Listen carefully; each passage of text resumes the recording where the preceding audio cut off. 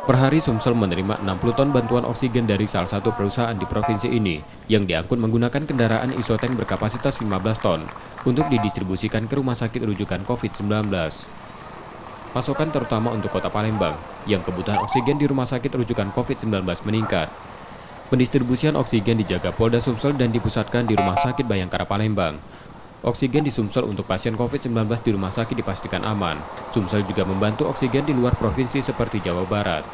Terkait tabung oksigen yang mulai kosong, Polda Sumsel sudah melakukan pemantauan ke sejumlah tempat, namun persediaannya memang masih tak tersedia karena banyaknya kebutuhan warga untuk isolasi mandiri. Produksi mereka itu bisa 60 ton ya sehari ya.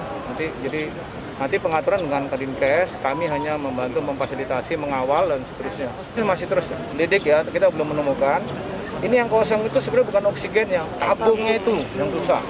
Memang tabung ini kan impor ya, jadi kita kan dari Jawa juga nggak ada yang masuk ke sini, sehingga ini kesulitan kita. Makanya ini digunakan untuk rumah sakit, jadi bukan yang langsung yang tabung yang kecil yang untuk medis, yang untuk masyarakat.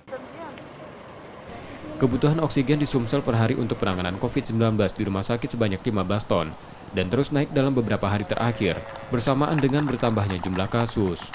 Satu pasien dibutuhkan oksigen 6 kubik per hari, yang rata-rata pasien dengan gejala berat disertai penyakit penyerta. Produksi kita masih sangat mencukupi ya.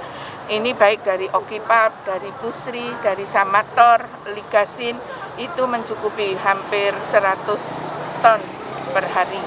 Sedangkan kebutuhan kita tentunya jauh di bawah itu. Pada saat ini kurang lebih 12-15 ton per hari, namun memang ada kecenderungan kenaikan.